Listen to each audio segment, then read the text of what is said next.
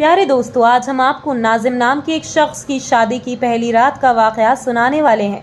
शादी की पहली रात बीवी ने कहा कि मैं किसी और से प्यार करती हूँ। फिर शौहर ने उसके साथ क्या किया, चलिए आपको बताते हैं।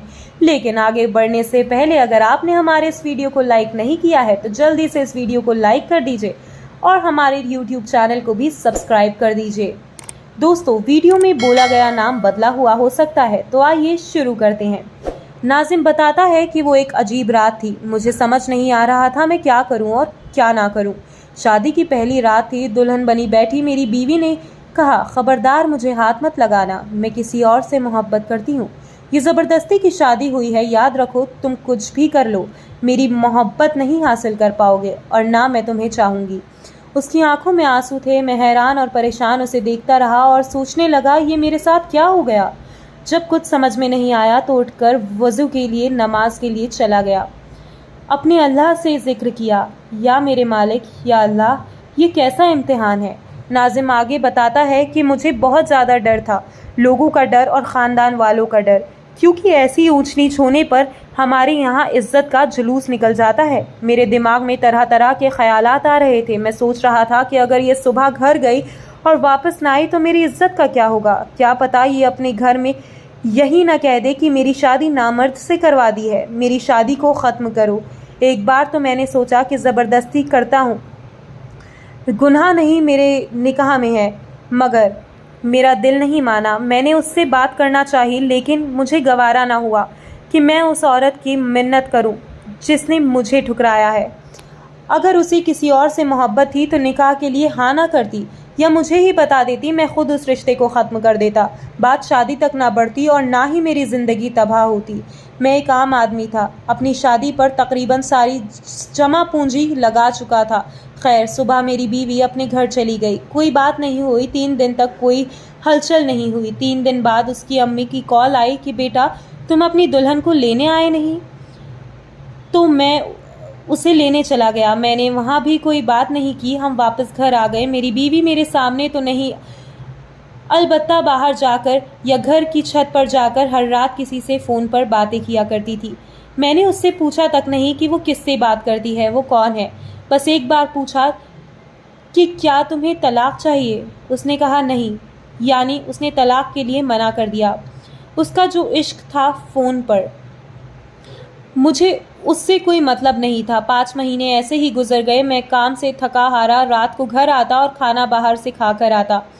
जब भी मैं घर आता तो वो फ़ोन पर बातें कर रही होती। एक दिन उसने मुझसे कहा, एक बात पूछूं। मैंने कहा पूछो। उसने कहा, क्या आपको मुझे देखकर तलब नहीं होती। मैंने कहा शादी से पहले भी कंट्रोल किया हुआ था ना, तो तुम्हें क्या लगता है अब कंट्रोल नहीं हो सकेगा। नाजिम आगे बताता है कि एक रात ऐसा हुआ कि मैं सोया हुआ था, तभी मेरे मोबाइल पर घंटी बजी। वो फ़ोन मेरे दोस्त का था। उसने मुझसे कहा कि तुम्हारी बीवी किसी और मर्द के साथ फला होटल पर बैठी है। मैंने देखा तो बीवी घर पे नहीं थी। मुझे बेहद गुस्सा आया, इतना गुस्सा आया कि मुझे अपना दिमाग फटता हुआ महसूस हुआ। मैंने उसकी इज्जत रखी, किसी को कुछ ना बताया, लेकिन उसने मेरी इज्जत नहीं रखी। मैं होटल की तरफ चल पड़ा, खुद को पुरसुकून रखा। होटल पहुंचा तो उसे किसी गैर मर्द के साथ बैठा देखा। मैंने उसे आवाज़ दी और कहा चलो घर चलो। वो चुपचाप घर आ गई। घर आकर मैंने उसे इंतहाई ज़ोरदार थप्पड़ मारा, इतनी ज़ोर से कि मेरी उंगलियां उसके मुंह पर छप गईं, और उसको बोला अब तुम अपने घर दफ़ा हो जाओ। आज से तुम मेरी तरफ से आज़ाद हो। जब तुम्हें तलाक चाहिए हो तो कह देना, मगर मेरे साथ मेरे घर में तुम हरगिज़ नहीं रह सकती। नाजिम कहता है कि वो औरत यानी मेरी बीवी आज भी अपने मायके के घर में है। उसने तलाक नहीं मांगी, और हाँ, जिसके इश्क में वो पागल थी उसने उसको अपनाया ही नहीं और अपना मतलब निकाल कर भाग गया। एक दिन रोते हुए उसकी कॉल आई थी। वो कह रही थी कि मुझे बस अपने नाम से महरूम ना करना, भले ही मुझे अपने पास जगह ना दो, लेकिन तलाक मत देना। बस एक आखिरी ख्वाहिश पूरी कर दो। मैंने उसकी ख्वाहिश का एहतराम किया और उसको तलाक नहीं दी। उसके बाद मुझे 3 से 4 साल लगे ख़ुद को नॉर्मल इंसान बनाने में, औरत पर यकीन करने में। हर औरत, हर लड़की एक जैसी नहीं होती। फिर आखिर मैंने दूसरी औरत से शादी कर ली और अल्हम्दुलिल्लाह मेरे 3 बच्चे हैं। मेरी दूसरी वाली बीवी बहुत ही नेक निकली। पता नहीं वो 2-3 साल मैंने हौसले से गुजारे हैं। اس کی وجہ سے اللہ تعالیٰ نے انعام کی صورت میں اسے دیا ہے۔ اب میں تھوڑی سی ہمدردی کو بھی بہت بڑی بات سمجھنے لگتا تھا۔ میں ذرا سا بھی پریشان ہو جاؤں تو میری بیوی کی نیند اڑ جاتی تھی۔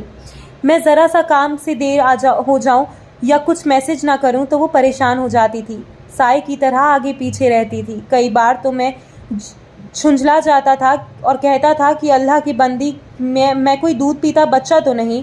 ناظم کہتا ہے، ایک وہ پہلی عورت تھی اور ایک ہی دوسری عورت ہے۔ میں تو وہی تھا اور وہی ہوں۔ میری پہلے والی بیوی سنا ہے، اب وہ پاگل ہو چکی ہے، میرا نام لکھ لکھ کر چومتی رہتی ہے اور گلیوں میں پھرتی رہتی ہے۔ اسے اپنا ہوش ہی نہیں رہا۔